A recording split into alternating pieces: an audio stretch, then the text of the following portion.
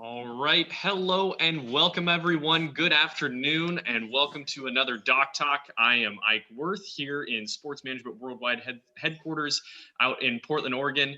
And just wanted to welcome everyone into another one of our Doc Talks. We have a great one on the impending legislation for name, image, and likeness and its effects on college athletics, something that I'm sure we're all very excited to hear about. We have, of course, Dr. Lynn Lashbrook in here, as well as NIL expert Marc Isenberg. Welcome to both of you. To those who have never joined us before, or perhaps it's been a little while, we will be keeping you muted the entire time during the Q&A with Dr. Lashbrook and Marc Isenberg, but we do want to hear from you. So make sure to click the raise hand button, which you'll see at the bottom of the participants list. If you click on participants, you'll see there's a button that says raise hand, and we will get to your questions about 15 to 20 minutes into the interview. Because again, we want to hear from you and we want to answer your questions. Also, feel free to use the chat function, network, drop your LinkedIn profile down there, share where you're from, or what you think about the impending legislation as it regards to name, image, and likeness. So without further ado, welcome everyone, and let's bring in Dr. Lashbrook for his introduction as well as Marc. So Dr. Lashbrook, I'm going to throw it over to you. Hey, thank you very much. I'm live here in Seattle, and I want to thank Sharice and Ike and the rest of the staff that do a great job with Doc Talks. They started with COVID. How long they continue, we'd like to get back to the conferences. But this is going to be a great one today. It's special to me because it's a world that's changing. I grew up in college athletics, and we don't know what's coming, but we have experts out there. And I want to welcome everybody. Thanks for taking the time today.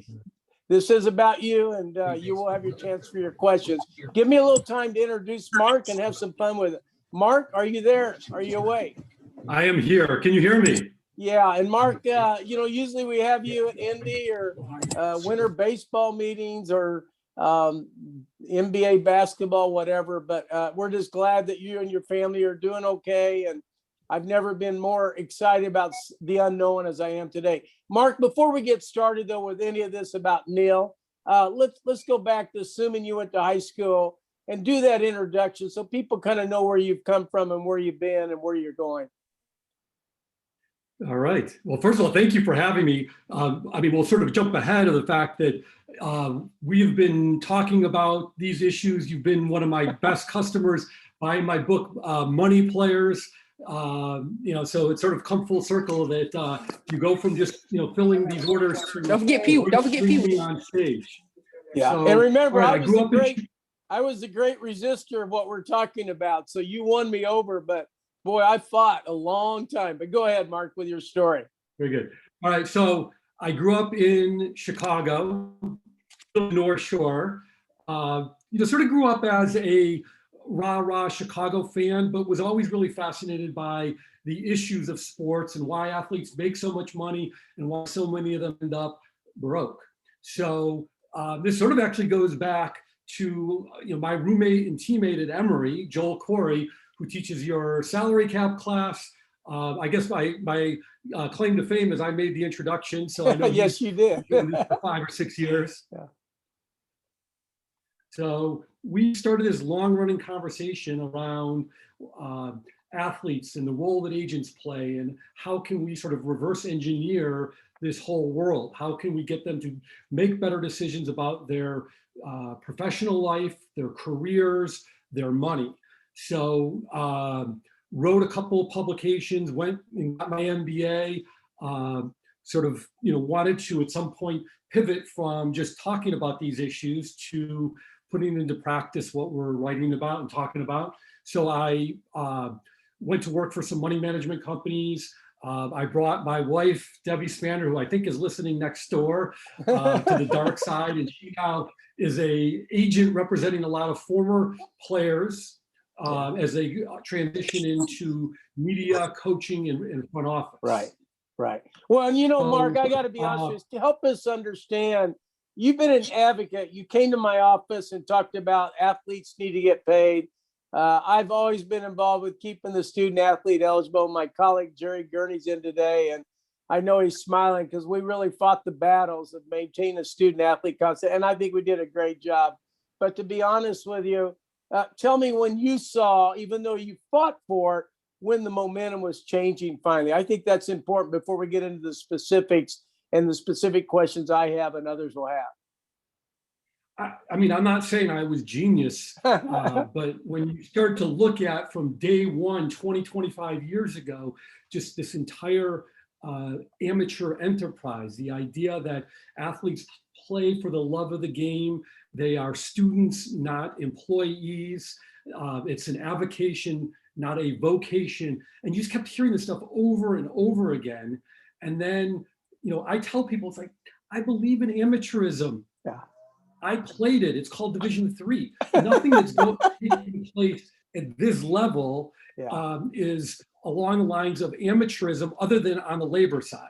So, you know, it really was, you know, something that, you know, back 15, 20 years ago would get me in trouble. The NCAA was, you know, pretty much, you know, almost like this Inspector Javert from Les Mis. You know, I mean, you steal a loaf of bread to feed your family, but a rule's a rule. You know, so, you know, that was the end of their eligibility. And I saw Mark Warkentine's name popped up at the beginning, and just the connection to, you know, Jerry Tarkanian at UNLV. The idea that he was the bad guy. You know, there were so many great quotes from, you know, the Jerry Tarkanian era. 9 out of 10 schools cheat, the other one's in last place. And it wasn't kinds of, you know, I mean, doing something that was nefarious. It was doing things that would help athletes focus on their sport. The coaches all the coaches were making money. All of the shoe companies that, you know, got involved in college athletics in the 70s, 80s, and 90s. So, you know, to the extent that, you know, the NCAA completely abandoned their version of amateurism in every respect, you know, except for athletes. So I've never been a believer that, okay, if you want to concede that athletes should not get paid, I'm with you. Athletes should not be, you know, I mean, W-2 employees, you know, of the university.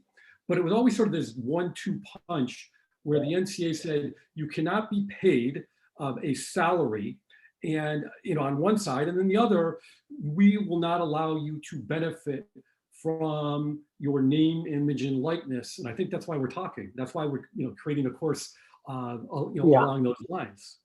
So, Mark, I remember the CFA. Explain that, because that really was the breakthrough where the NCAA didn't have complete control over the commercializing of the sport. Go ahead, and we'll keep moving. Oh, you think I'm, you know, one is I'm not a lawyer. But it does go back to the 84 Supreme Court case. I might have to recruit my wife if she's not on a. No, that's fine. But it was really just along the lines of what is the role that the NCAA plays in all of this. The idea that, you know, up until 1984, the NCAA had an iron grip on college athletics. Then head of the NCAA, Walter Byers, who during that time was just awful. He was a protege of Avery Brundage, who was, you know, a bigot, an anti-Semite, and, you know, he was a firm believer in amateurism, that you play for the love of the game, and that's it. But once, you know, we got to 84, there was sort of the whole idea of athletes having, I mean, the schools having more rights. That sort of shifted the power from the NCAA to the conferences.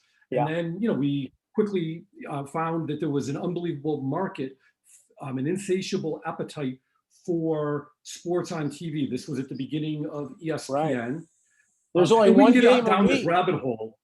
Well, let me ask you this. Let's talk about the Urbana rule, and then we'll get into this upcoming impending. You call it impending, I call it the unknown. But talk about the Urbana rule to explain to everybody how the major milestone and where we're heading today. Go ahead. I already had told Ike that I disagreed with even the word impending. It's coming. Okay. So there's no there's no question that we will have some form of NIL. Where it lands, you know, I mean, throughout the course, we will be monitoring it. We'll have discussions along those lines. So, I mean, look, the O'Bannon case was, you know, Ed O'Bannon who I've known for 25 years. Uh-huh. And actually, there's a nice little sidebar of the fact that he actually, this ties right into UNLV and Jerry Tarkanian, did not sign his national letter of intent. He was committed to go to UNLV, and bad guy Jerry Tarkanian, not a bad guy, really was rock solid. So he was all set to go to UNLV, but Jerry Tarkanian said, look, the NCAA is coming after us. We want to be very careful. We don't want you to sign the national letter of intent, which is a draconian one-sided agreement. Right. Because if the NCAA sort of lowers the hammer on us, I don't want you to be within this confines of the national letter of intent.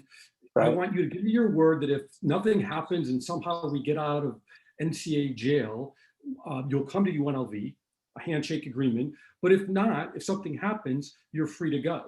It was that's cool. O'Bannon and Sean Tarver. The NCAA lowers the hammer and they go to UCLA. And the rest is history. They won the national championship in 1995. So Ed O'Bannon was always very sensitive and really aware of what was going on. Yeah. And he saw his name, image, and likeness on a EA video game, and say whatever you want about college athletes not being paid for that. The idea that the NCAA cleverly was able to freeze in perpetuity their amateur status for their own gain is shady. I don't know if my mom is on this, but I mean, it's shady as hell. So I'm going to go right to the point. We have some states that have already talked about players getting paid and have a right to name, image, and likeness. We have legislation going through DC in the federal, in the national, in the Senate, or the Congress. And then we have a Supreme Court that you and I both listened to the first round of hearings, kind of wrapped us around. What do you think? If you're a betting person, there's 10 or 15 different scenarios. What do you think is going to happen? And then I want everybody that's ready to talk specifically, before I get into the impact of the AD, the athlete, the parent, the agent, the academic advisor, the coach. I don't know, we'll recognize the NCAA, but talk about what you think is going to come out, the good, bad, and ugly right now for sure, even though it could even be crazier. One, I don't have a crystal ball, so I don't know for sure where it's going to land. There's obviously oppositional forces on both sides. You have the NCAA, who is adamantly opposed to full NIL rights.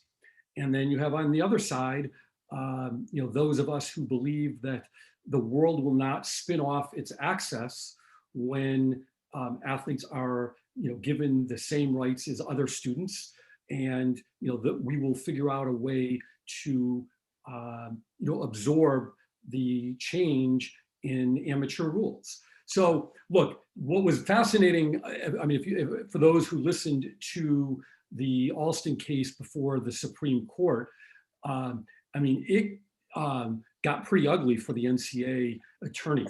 And the case that was laid out by Jeffrey Kessler, who's as good as they come, and then the Solicitor General was a complete indictment of the NCAA and amateurism. And what I've always felt, and here you have this divided Supreme Court, but this, when it comes to politics, wherever you sat on the aisle, in whatever capacity, to me, this was always something where we should all be unified against the NCAA, not because I'm against college athletics. I love college sports. We're going to do just fine without it. But if you sort of see things through the lens of the athletes as labor, then, which would be more on the side of college athletics and, the liberal side, you would be, very much inclined to support the idea that athletes as labor should be treated more fairly. If you are a conservative thinker, then you would be of the mindset that let the free market decide what is the best way to handle this. If athletes don't have market value, that's fine. Let's not create artificial restrictions. Let's let the marketplace figure this all out. Yeah. Well, with pending legislation, I'm going to go ahead and do my crystal ball, and then I'm sure we're going to get some questions, and you might challenge me on some, and I want you to do. But as a former athletic director, former academic advisor, former compliance officer, former student athlete, sports agent for 25 years, for a moment, I anticipate, I'm not even sure we'll know what the NCAA looks like, number one. I thought the hearings were a classic example of defending tradition, and many of the jurists basically said, you can't defend this just on tradition. We all like college athletics, and it's not going to go away. And you got the implications of Division I, II, and III. I've said this: that the kid choosing a college, whether it's UCLA or Oregon State, needs to think about where their marketing opportunities are, where their playing opportunities are, maybe their academic opportunities. But for a moment, they're going to have, in the legislation pending, is they'll be allowed to have an agent. We used to call them family advisors, in baseball and hockey.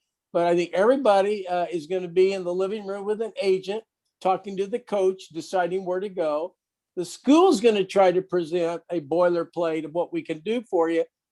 Tell me if I'm wrong. I think the individuality of an athlete, just like in the professionals, they all have their own persona. And I don't think they want to be in a boilerplate package. And I think the NCAA is not going to be able to control that after it evolves. Your comment on that first thought? I mean, I don't think there'll be one size fits all. I think that, there will be some schools that will not want to sit at the bargaining table with the athletes. And that probably would be more along the lines of the Power 5 institutions who have built up unbelievable brand equity and might not want to, have these athletes come in and dictate what type of deals that they're going to have and what that might look like. The mid-majors, to me, would have this unbelievable opportunity because now all of a sudden, they will be able to have a value proposition that would be along the lines of, we're going to do whatever we can to support you. You are not going to hurt our business model by having you cut into this deal. We're going to partner with you. The HBCUs, honestly, I feel like that's really where they will have unbelievable opportunities. You have a lot of money that's plowing into HBCUs. You have the support of the NBA players. You have Deion Sanders. So look, it's going to be a wild, wild west at the onset. What I've been saying is, Wild West is good. I don't really care where NIL lands per se. I mean, I certainly have made my feelings very well known that I don't believe that if we give full NIL rights, that the world of college athletics will spin off its axis. We'll be fine. We're going to call it NIL rights, but what we're seeing, I mean, it's almost like Marvin Miller at the when he was arguing for the end of the reserve clause in the introduction of free agency. You didn't get exactly free agency, but it was a system that was better than it was prior to that. Absolutely. So what we're talking about is we're going to get it. The NCAA and their members are going to do whatever they can to protect their enterprise, and that may include saying, okay, you can have NIL rights. And I think I had written down 3, I'll just do it off the top of my head. Number 1, we don't want them getting any of the TV and media money. Number 2, we don't want any of the shoe and apparel money. And then 3, we want to make sure that we have, final say on whether we approve of these type of deals, which means basically we're going to gerrymander around anything that may impact our present model. And again, I mean, if I was in their shoes, I probably would do the same thing up until the point when they realize that they may lose some of the best talent because of the fact that other schools will be able to figure out how to partner with the players and to put them in a position where Right. they can be front and center.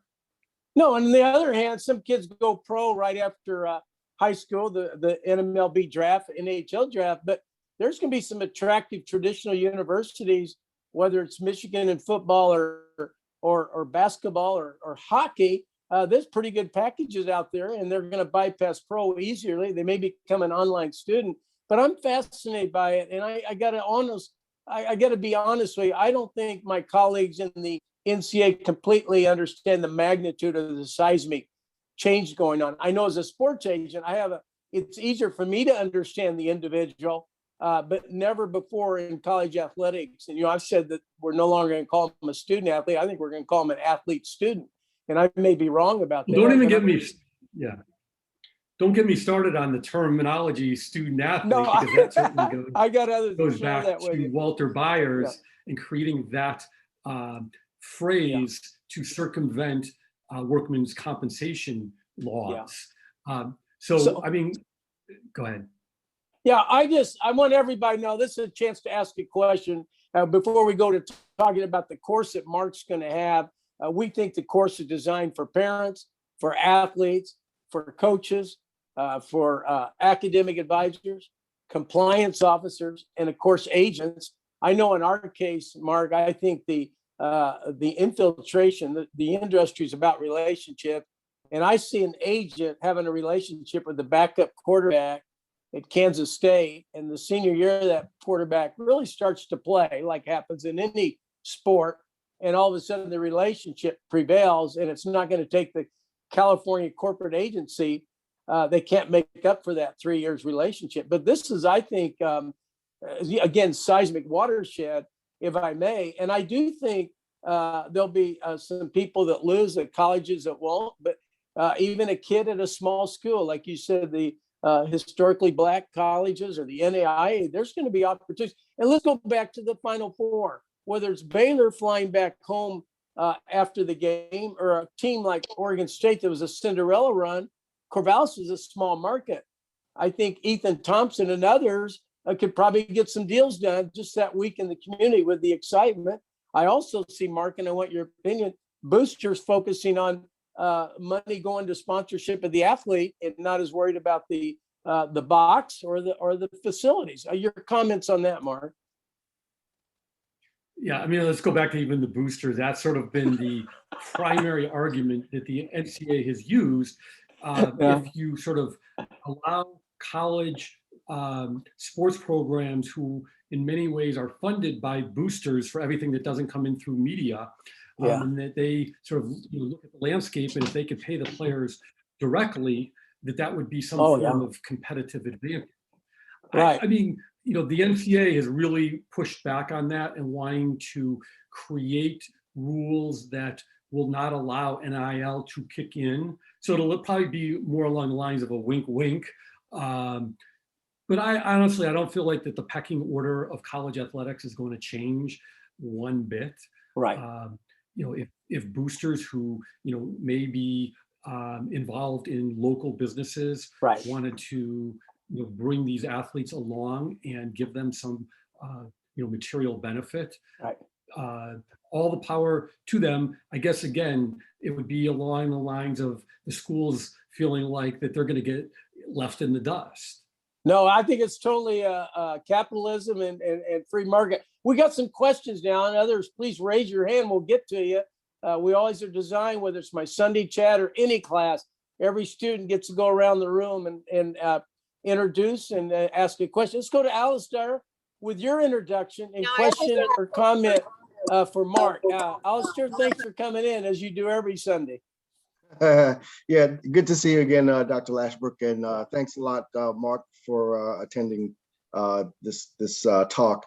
I'm glad to be here. I'm in New Jersey, and I am enrolled in the basketball sports agent program with the course here for SMWW. So my question is, with the impending decision and with the fact that most athletes will probably take advantage of the NIL, however, when they cross over to the pros, isn't there a clause about name, image, and likeness and what the pros are allowed to use versus what the athlete can use? And do you see that as a potential clash that may happen? Great question, Mark. Go ahead.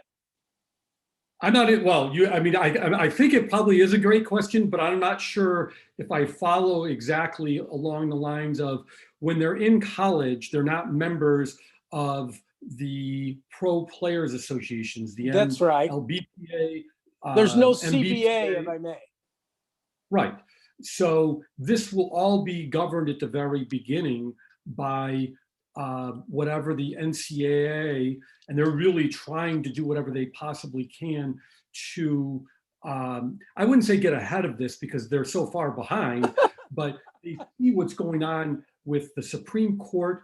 I don't know what we're up to, the number of states that have put in place name, image, and likeness deals that sort of roll into effect in 2021 in California. I think they sped it up in a couple other states. And then, what the NCAA is asking for is, I was almost going to say a word I didn't want to say. They want something to come above all the states. Right, an umbrella. An umbrella.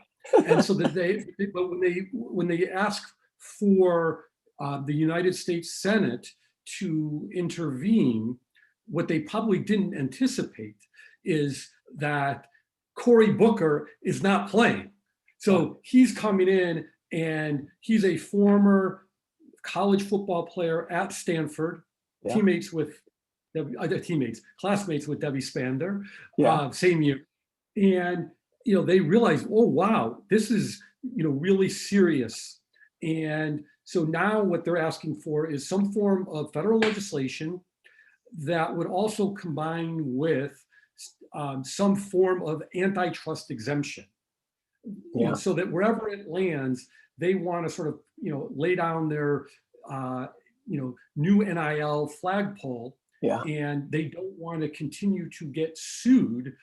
They don't want athletes to continue this athletes' rights movement that, never gets settled. What I would probably say, I guess one little sort of crystal ball is wherever it starts, it's not going to be enough. Right. That the NCAA, I don't know if the world is ready to just completely upend amateurism. They don't want to have the, as I talked about before, the full free market. And, that means that athletes are going to, probably get left back with more lawsuits, more fighting, more, athletes that are wearing hashtag not NCAA property, in the NCAA tournament. And I think that, what I want to pivot from is, and I think that, when I've talked with Ike and a little bit with you, Lynn, is we will spend time throughout the course talking about how these rules are coming down the pike, because they're going to change literally week to week. But we also don't want to get bogged down because it's almost like this whole, I snap our fingers and we can talk about this for an hour, 2 hours. It is what it is. And so what we're trying to say is they're going to get some form of name, image, and likeness rights.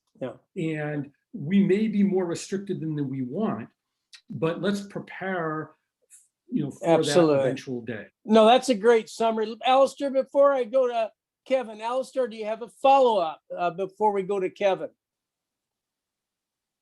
Alistair, do you have a follow-up?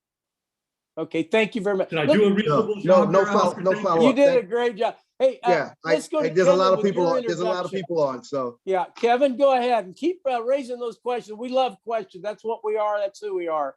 Kevin, go ahead. Hey, Kevin. Hey, Doc, how you doing? Good to see you.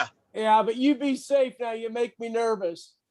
Oh no, my wife's driving. Driving. Yeah, she knew I had this coming. So I'm not going to say that makes me more nervous. That'd be very sexist. Go ahead. Well, first of all, I'm really looking forward, Mark, to taking your class.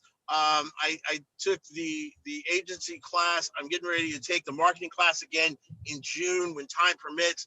I know everybody's thinking, name, image, and likeness, and the first thing that comes up is, the college football. Okay, right now the NCAA allows Division I men's basketball to have agents right now. I want to pivot and focus on, because it got me thinking of Jeremy Bloom, who actually was a walk-on for Colorado. He was an Olympic athlete, gold medalist, by the way. And you have several college athletes that, because of how things are now, they can't get the sponsorship that they need until they fully compete. How do you see this changing or being another form of those particular athletes? Because those are the athletes that I kind of want to focus on as I go forward. How do you see this now changing with athletes competing for the Olympics? They're in college, they're competing, they're trying to get their spot. How is this now going to add a benefit to them? Not like the other traditional sports. I love the question. Mark, go ahead. Great question. Good to have you in. No, look, going back to Jeremy Bloom, I think is, pivotal because of the fact that he was a two-sport star at Colorado. Right. He was a wonderful wide receiver, kick returner, and then he was a downhill mogul champion. And these sports are so different, but the NCAA sort of has this one size fits all, and said that he could not accept endorsement money to fund his downhill skiing. So, like, we will not have that issue going forward, because that will be outside of the NCAA's domain. Right. So, to the extent that athletes, if they want to, can be on the hustle, and they can figure out ways to exploit their own name, image, and likeness. There might be some collectively bargained in some form without introducing a union of trading cards that they could opt into. They can create their own products. They can be influencers. They can certainly do this with the benefit of their families. They could have classmates who hang up their shingle as an agent representing their friends and classmates. Absolutely. Parents will be pivotal in all of this, making sure that their sons and daughters are protected. No, that's great stuff. Anything else, Kevin, before I go to Tammy? Okay, let's go to Tammy. Tammy's video's not working. Tammy, we got people on the moon. We can fix that video. We're really good at online. I've been doing it for 25 years. But Tammy, go ahead with the introduction and question for Mark. Good to have you in. Thank you very much. It's actually not my video working. It's because I'm sitting here juggling things over my head, and nobody needs to see that. Well, you got a nice picture. But anyhow, go ahead with transparency, if I may. Go ahead and introduce yourself and your question. Well, my name's Tammy Gaw, and obviously I'm very much on Mark's side of everything that he's doing. And I think this is going to be a great opportunity for a lot of people. Yeah. So I'm going to kind of give him a couple of softball questions, because I think there are some parts that he's going to discuss that would probably be of real interest to some of the people on here. And part of it does piggyback on what Kevin just said. I think the two softball questions I'm going to give you is, I think it would be good for maybe you to touch on the argument that people make that this is somehow a violation of Title IX, but clearly not. And then the other thing would be to really kind of expand on your answers about how it's not just the Olympic athletes and people being able to get sponsorship or things for their athletic skill set, either before or during school, but also that the NIL is so important to just being able to, if they happen to have a talent in music, they wouldn't be allowed to make money on music. So, maybe expand on the fact that the NIL is not just something that's in the athletic frame of mind. This is literally just giving these students a chance to monetize themselves in any way that any other student demographic Great. is. So I'm just going to Great softball stuff, that out to you. Tammy. And let's start with the Title IX implication, because I love the way she posed the question. The NCAA fought the whole idea of Title IX. Absolutely. They had, up until the early 70s, the NCAA, only administered men's sports. And then, when they realized that, they would do better if they brought it in-house and had more control, the NCAA has, rarely done any favors to women's sports. Right. So to the extent that it's always been the way it is, thankfully, one little, was a TikTok video with Sedona Price laid the NCAA bare in terms of what they were doing to mistreat the women's basketball players. Yeah. And the NCAA has always sort of hid behind the ratings and the lack of interest. And now we're sort of realizing if we put the marketing dollars behind it and we help support women's sports in ways that it always should have been, that those numbers would be drastically different. Oh, absolutely. So honestly, I think NIL is, I'm much more interested in what the women's game can bring, because I think that, number one, they're really good at marketing. The men's players had one hashtag, and it, certainly made some national news, but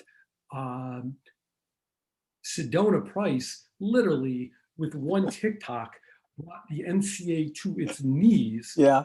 You haven't heard a peep from NCAA President Marc Emmert.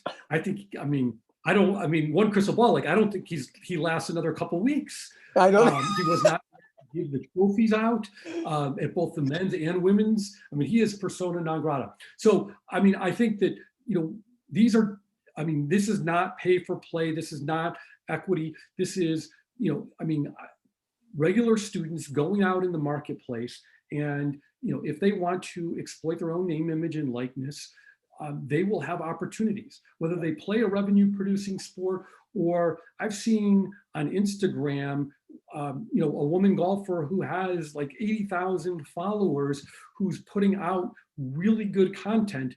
The day that NIL rules go into effect for college athletes, Nike, Adidas, all kinds of companies are going to step in, and they will deal directly with this. I agree. This market segment, and their agents or their family members or whoever's representing their interests. No, I agree. And then what's your second question?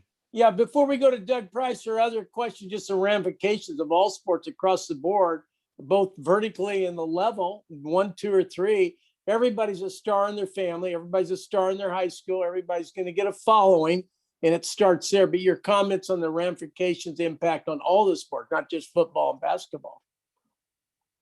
There are influencers who never played college sports that have large followings. Right. So to the extent that the NCAA said that athletes, traditionally have not been able to do anything to derive benefit from their athletic career, now all of a sudden, that's over. And so certainly athletes will have a leg up if they want to build up their followers, or if they want to become, social influencers. Yeah. Again, if somebody wants to sort of have tunnel vision, play their sport, and be a great student, and they don't want to participate in it, go for it. Who cares? Yeah. No, why deny these fundamental rights that every citizen, already has, if not for this idea that they are, playing under the aegis of amateurism. Great stuff, Mark. And thank you so much, Tammy. Let's go to Doug Price, and all of you raise your hand. We're here to the top of the hour, and I'll stay in answering specific questions going forward, but Mark's here for an hour. Welcome in, Doug, with your introduction. Thanks for coming in. Good Doug. afternoon / evening, everyone. I am in Maryland, and in this particular area, we've got a number of teams that are in a interesting space, not only professionally, but in the collegiate space. So my question is regarding this NIL space, is it the area where a law degree or some form of legal training would be necessary for the legal advisor, particularly because you want to be able to, as an agent, find a way to protect or give your client cover because these corporations or companies that are involved in the sponsor space, they aren't necessarily going to be trying to protect these collegiate players. Number two, Go ahead. Yeah, number two, what do you think the compliance environment will be as far as the NCAA's imposing something? Because you know they're going to try to come up with some way to control what they can still control. Let's start with the first question. And Mark, in our agent advisor program, the law degree, I never had one. I've had 150 clients, but back to his question, I think the relationship and the expertise in social media and common sense, there's always a lawyer in every agency referred to, but your comments on his first question, and then we'll go to the next question about how the NCAA would try to hold on to this control.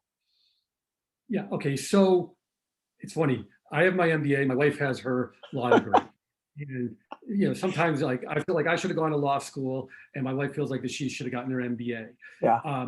Certainly having a legal background is useful. There's no question that there are some detailed legal concepts that are at play. But the real issue is being able to bring value to college athletes in this space, and that's finding these deals, finding opportunities. Yeah. And there's transactional lawyers out there that they do this, and that might sort of your bottom line. Anybody who has a law degree certainly has an advantage, but they might not have the advantage of these relationships. Yeah. So it's always a mixed bag. Yeah. Is that clear enough? We can sort of drill down a little bit more. No, I wanted to add before I go back to Doug, lawyers don't have a monopoly on ethics, Mark. Tell Deb I said that, but we've been real successful with relationships, and a lot of agents. LeBron James surrounded his buddies, the circle, for making a lot of his decisions when he got started. But I love the question. Doug's other question was how do we control this? And I know the NFLPA, when it comes to marketing deals, there's not a lot of parameters. There's a couple major shoe deal, car deals, but when you go to the individual, there's a lot out there. Go ahead, Mark. I think it's a great question. Yeah. No, it is a good question. The NCAA is sort of creating this appearance of a third party. There's going to be what they're calling a clearinghouse. They were supposed to already announce it, but once, I think it was Cory Booker, and then there was a Department of Justice lawyer who sort of said, you guys aren't going anywhere close to the vicinity of what we're looking for to protect college athletes. So the NCAA on their website sort of did this RFP. They were going to do some kind of third-party administration. They're going to do financial education, the idea that we want to make sure that if athletes are bringing in money, that they are prepared. I should have also said that that's sort of been my full-time job, is I'm a financial advisor, financial educator. Yeah. And, there's no question that these are heady times for athletes, being able to, monetize their name, image, and likeness. And where do you turn, in terms of people who you can trust? The compliance department's sort of that unique situation where there's some really good people who work in compliance. There's amazing people who work in athletic administration. Right. But at the end of the day, in many ways, their interests are misaligned with the athlete, that they are more focused on making sure that their institution, their athletic department is protected. Yeah. The more that athletes say no or they don't do it, the more they can focus on their sport, academics, and they would not necessarily want to foul. So look, there's going to be a lot of pushback back and forth with compliance departments who are getting mixed messages, from the athletic department, from university council, and then from families and athletes who, want to push the envelope. Great, So great again, insight. Yeah, great insight. Mark, let's go to David next, and raise your hand. We've got another 15 minutes here. This is what this course is going to be about, an opportunity to learn. And like Mark said, what we talked about this week, there'll be something new next week. It's impossible to have 5 books on nil right now, as Mark will tell you. Go ahead, David, the introduction. Thanks for coming in. Hey, everyone. Mark, Lynn, thank you so much for having me here. It is very, very wonderful to be back in the SMWW environment. I had the pleasure of going to the hockey conference in Dallas. And Mark is a longtime friend of my mom, who I believe is watching in the other room, which is great. I just wanted you to expand. We've talked a lot so far about who stands to gain from the NIL rulings. Who stands to lose the most from this? Wow, good question. Go ahead, Mark. That's interesting, because honestly, I feel like that I'll go back to the 1970s with free agency, and everybody was on Marvin Miller's case. You had half of the players that they polled who said that free agency or some form of that would kill the goose that laid the golden egg. And so, like, you had players, Joe Garagiola, other players that were adamantly opposed to free agency. And then we got free agency, not through directly from Curt Flood, but there's a direct line from the Flood case to 1975. There's a lot of parallels there where Bowie Kuhn, the then commissioner of Major League Baseball, realized that he could not hold this off any longer. The players, by the way, they had no issues engaging in work stoppages, and I think that brought along that change that much faster. Yeah. So, going back to David's question of who stands to lose the most, I would argue that it's the relics who aren't able to adapt, who aren't able to change.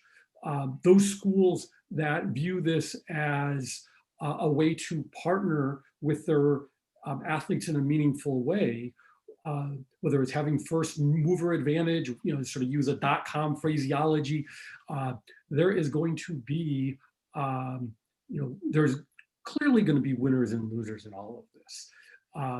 But I don't think that we will know. I would just sort of say, the overarching idea that if you don't adapt, you are going to reduce your talent pool in recruiting, because these are questions that are going to be, put on the table, during the recruiting process, and they're going to ask point blank, what will I be allowed to do? The parents will be in those meetings, and there is going to be, if not an agent present, but there's going to be saying, you said this, I want this in writing. Yeah. Yeah. Reagan trust but verify. No, so I think it's fascinating. Those who fail to adapt are going to be the ones that are going to, find themselves in a heap of problems. Great insight, great question. David, any follow-up? Anybody else have any questions? I got a follow-up too, but David, anything else we can do for you? Okay. So Mark, I guess saying all that, I think remember, I've worn all the hats that we're talking about here, as the parent and as the coach, as the advisor, as the academic advisor, compliance officer, athletic director, and agent. And I go, wow. And I was fighting it, just like I was one of those relics, if I may, at one time, and I broke away and became an entrepreneur. But Mark, I've got to be honest with you, I don't see college athletics, the business side, the revenue and everything. I see a a lot of distribution of revenue back to the players. I go back to esports. I go back to sports betting.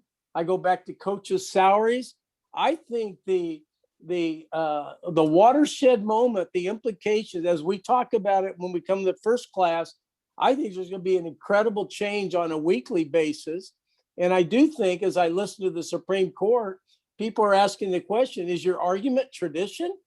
And nobody's saying we don't love sports or college athletics. And you brought up some great examples where the game still goes on and it's a big business now. But your comments on not only who to lose, but am I right? We may not recognize what we're watching right now in 2 years, that these guys will be making $1 million in Final Fours afterwards. And there'll be all kinds of people, instead of cheering when they get off the plane, they're going to have deals for them. I don't know. I think it's crazy. I love it. I'm excited about it, and I'm ready to tackle it. Yeah, I mean, who knows? My thesis would be along the lines of who knows and who cares. Yeah. To the extent that there will be athletes who are signing significant endorsement deals because of their athletic fame, the fact that they play on a platform that allows it, if it's at a Power 5 school, UCLA, Duke, North Carolina. Fans have been told by the NCAA that they're no longer going to be interested in following sports. But that was the same argument that Bowie Q made, that if all the superstars started becoming interchangeable parts and signing with different teams, that the fans would turn. What we learned in the 45 years since the introduction of free agency, the fans don't give a shit. They don't care. They just, they want to make sure that their team is winning. And if it means signing, these superstars to crazy contracts, that's we want our teams spending what they have. And by the way, the proof is in the pudding. The franchise values have skyrocketed. Let's go to Anthony. I just want to remind you, growing up in my introduction to Wilt Chamberlain getting to Kansas, I was always puzzled how that happened. I think now, without Neil, we can go back and think of the value of a university landing a 7-foot player out of high school, if I may, but we'll get to that later. Let's go to Anthony with your introduction and question or comment for Mark. And thanks for coming in, Anthony. Thanks, Dr. Lashbrook. Good to see you again. I own 2 family advisory businesses, one in the sport of baseball, one in the sport of hockey. I'm from Massachusetts, so this is kind of more from an advisor standpoint. What do you suggest for me to be kind of ahead of the game, to be prepared as an advisor to put my clients in the forefront to potentially take advantage of this? Mark, besides taking our class, go ahead. This is a relationship business, and to the extent that you have a platform that could help athletes maximize their NIL rights, then it's just a matter of making sure that you get the word out, developing a supply chain so that you identify those athletes, whether it's before they get to college, while they're in school, and that you develop a trusting relationship with the players and their families so that they will work with you. Again, this is going to be the really interesting part, is that there's no collectively bargained agreement that would speak to how agents should work. The NCAA, they've tried. Actually, it wasn't Maverick Carter. It was Rich Paul. They tried to regulate agents, and again, anything the NCAA touches, and I feel bad that they've been a little bit of my. I've sort of beaten them up a little bit, but at the end of the day, sort of going back to it's the Wild West, and I want to make sure that players and their families in particular either will figure out whether it's having a family attorney look over these deals, do it themselves, or going back to Anthony, if he is able to articulate the value that he brings in the NIL space, and develop relationships, some case studies that would, have proof of concept, then, that's ultimately, what we're trying to, do a deeper dive throughout this course. Good stuff. Let's keep going here. We got 5 more minutes. I urge all of you, raise your hand. I'll stay in afterwards to answer any specific questions about this course or anything else, but let's go to Kevin. Kevin, welcome in with your introduction. Thanks for coming back. Still driving. Yeah, well, tell your wife she's doing a good job. We're very impressed. She's doing a great job. Yeah. She's doing a great job. She's doing a great job. So the class, just for the class is starts April 26th. Is that right? I'm going to let Ike say that. Yeah, I think he's right. And we always bring in a resource, an expert, whether it's, Dan Evans, a GM or Mark Dominic, another GM. So we consider Mark an expert in a new world, because nobody in this pending world, how do you become an expert? You wait till it happens and prove I was right when I said I'm an expert, but go ahead. Okay. So one of the things I was thinking about, I know here in Florida, Governor DeSantis has kind of opened up, and there is a soft kind of name, image, and likeness thing that colleges are allowed to do. They haven't really touched on it a lot. They're still waiting. I know California is another state. But do you think that the NCAA is going to, with that umbrella, try to do something to determine what states can, what states can't, what divisions will, what divisions won't? I mean, right now we're so at the forefront of this, and it is the Wild Wild West basically. How are they going to open that up? How are they going to test that? How are they going to? Or are they? Mark, go ahead. He said try, and I think that's what we're predicting now, but that's what we're going to talk about every week, is how this evolves quite quickly. Yeah, at the end of the day, the state legislators who have passed NIL bills are, playing an important role in all this, which is basically there's a lot of pressure that is mounting on the NCAA. So they realize that having a patchwork of NIL bills so that athletes, based on what state they're participating in, that would be unwieldy. And so that's where, they're literally with their hands, out saying, please, help us, making sure that, we would have this overarching, bill from Booker and Murphy. But it's like, be careful what you ask for, because they're not playing. And I think that's the So, Mark, I want to say this. I want to wrap this up. Stay on. We'll be glad to answer questions at SMW. Mark, we have a lot of interest in this course. A lot of our students take the alumni discount. A lot of our agents are going to take this course. We have a partnership with the N4A, the National Association of Academic Advisors for Athletics. And to be honest, I'm really proud of that. We're going to do a special a doc talk for them, talking about the implications to the college administrator, which is another world. Right now, we're trying to cover all the bases. And Mark, I think given a month, the knowledge we have and the implications of what's going on, it's just an incredible roadmap. It's very exciting, but we're very lucky to have your confidence and your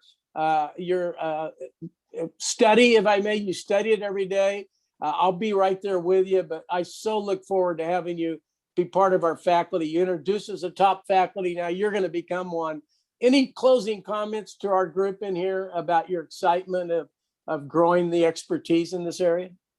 No, I think that this is the ultimate, level playing field, because in many other aspects of sports representation, it is so difficult to break in because you have these older established agencies. Right. There is entrenchment. There's always, room for really good, competent advisors to step in. And again, going back to the idea that, if you can sort of crack this code and figure out ways that you can provide value to players and their families individually or collectively, that there will be economic opportunities. There's also going to be some really shady people, hopefully none that come through our class. Not in our company, we're clean. Hey, Mark, real quickly, you and I have worked hard, kind of describe real briefly the 8-week topics, what we plan on doing to cover all the bases. I mean, I'm looking at the screen right now that has the 8 weeks. Yeah. Sort of the line from Mike Tyson that, I mean, everybody's got a plan until you get punched in the face. So, I mean, we will, try to adhere to it, where possible. But we also have to be a little bit adept if things change. But let's even go back to just the idea that these principles have not changed. It's just the fact that now college athletes, will be able to take advantage of them. So, I mean, we're going to do a deep dive to make sure that they understand the various governing bodies, the law, the NCAA, the conferences, make sure that there's a framework so that they can speak the language. But then we want to pivot to, what is it that we can do in this space to, really support those who, believe that they have a platform and help them put into practice what we've been, talking about for all this time. Well, it's a 2.0 revolution, and I can't wait. I'm very excited. And thanks for taking the time today on this Doc Talk. And you and Deb have a good evening, and I look forward to seeing you back on the road sooner than later. I've always said our classes, no mask, and you can bring a flask. We have a lot of fun. We have people from over 163 different countries, 20,000 graduates. I've never been so proud. We started with an agent course, and this is our newest course. And Mark, it's going to be a success, and we'll be calling you back soon. And thank you so much for coming in. Sounds good. Thank you, Lynn, and everybody who tuned in. And certainly word of mouth, and just try to, I don't want to be teaching this for, 7 people, but hopefully there's, that's why these Doc Talks do wonders to, grease the This skids. is robust. And what I'm going to do now is, some of you that remain in still have a question you want to ask me as a president and founder. And we're going to go to an old student athlete of 100 years ago, which I haven't seen for 40 years.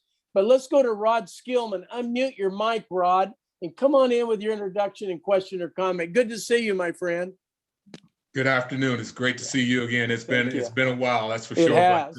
But great memories from Mizzou days. Thank you very much, Rod. Go ahead with your question you want to ask. Sure. I'm very interested in the NIL course from the standpoint of, I represent a manufacturer that has a very cutting edge products from the standpoint of lifestyle. Right. And we've put together a program that is more grassroots. And my whole focus is to provide individuals like athletes an ability to leverage their image, leverage their name at the maximum point, from the standpoint of being able to white label products that they know is very ethical, and that based upon the input that they have as to how they want that the efforts that they put into it, it will in turn not only allow them to leverage what they're doing today, hopefully build a stream of income after the sport that they're developing in or working in is gone, and build an ongoing business from that. Sure. Rod, I appreciate you coming in. I told you before when we talked, and the the marketing rules of marketing, just a new world and frontier. There are some nuances with sports. Again, back to the family, picking the college or helping their athlete, the coaches, how do they recruit? In the old days, it was academically, we have graduation rates, and here's our campus, and we'll do a good job for you. And there was not a lot to talk about. Now your portfolio or your toolbox to get a player to come to Mizzou versus Oklahoma is going to be much different. And I do think the principles, whether it's analytics or marketing, they're applicable to all products. And I would look forward to having you, encouraging. I think we can learn from each other, but we're not reinventing the wheel as much as we are trying to identify the new path, the new nuances in the new industry. Rod, good to have you in, and very nice to hear from you. Anybody else, I don't want to oversell anything. I'd love to answer any specific questions. I will tell you this. We started 25 years ago. I felt that universities were not totally meeting the needs of what's going on in the world. All our faculty are industry leaders. I'm the only one with a doctorate in kinesiology. I've worn a lot of hats. I'm proud of that. We have a master's and a doctorate program. Whether your career wants to start in college athletics, or whether it's compliance or academic advisor, someday you want to be an AD. All of our individual instructors, whatever sport you pick, it's fascinating. I think this new area is something that cross-pollinates with aspects to everybody in sports all over the world. The NCAA is really, there's no such thing as an NCAA any other culture, any other country but here. And now I think I don't want to use the word dissolve, but I can tell you, you won't recognize the NCAA as we grew up with for the last 100 years. And I remember referring to Walter Byers. I remember when he was kind of a one-man show as arbitrary. I watched Title IX that was mandated by government. It wasn't mandated by the individual AD. And I think it's going to be hard for everybody to get their arms around how do we make money in this business of sports? What are our career opportunities? And we'll talk about that. We do a lifetime worldwide chat every Sunday. You get a membership forever. I'm only interested in the people in the room getting paid for their passion. If you want to work in sports, one of our career counselors, just contact us. We'll give you any advice, whether it's interested in the nil. Nil, we always know is soccer 0-0, but it's a brand new course. We had a great participation in Doc Talk. I want to thank all our staff and Ike and Megan and Sharice and everybody for sticking with us and helping us promote this. We'll have many more Doc Talks to come. And like I said, after COVID, I got my 2 shots. We're going to be back out on the road. We'll be at every venue, whether it's the NFL Combine or the MLB winter meetings or the NBA Summer League or the NHL draft. We're here to help you.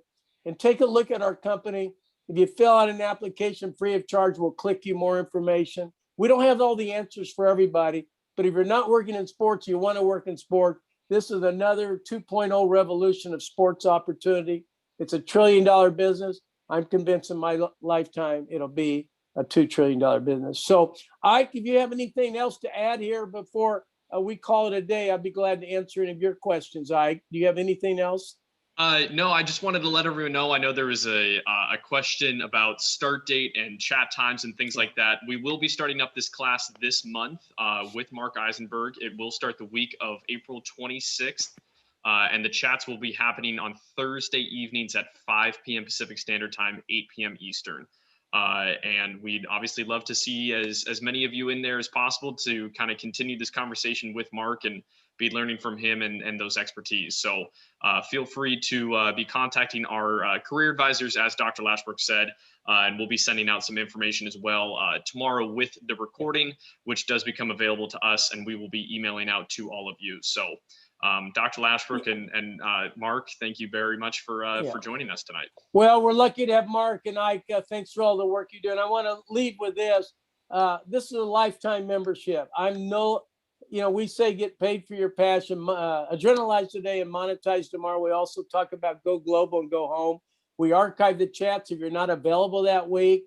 We do nice certificates. We do a lot. We're the only ones in the world that kind of this space, if I may, everybody's in sports and higher ed's in sports, but we really think we stay ahead of the curve on what's going on and what's going to be happening. By June, we'll have the Supreme Court ruling as well as possible legislation.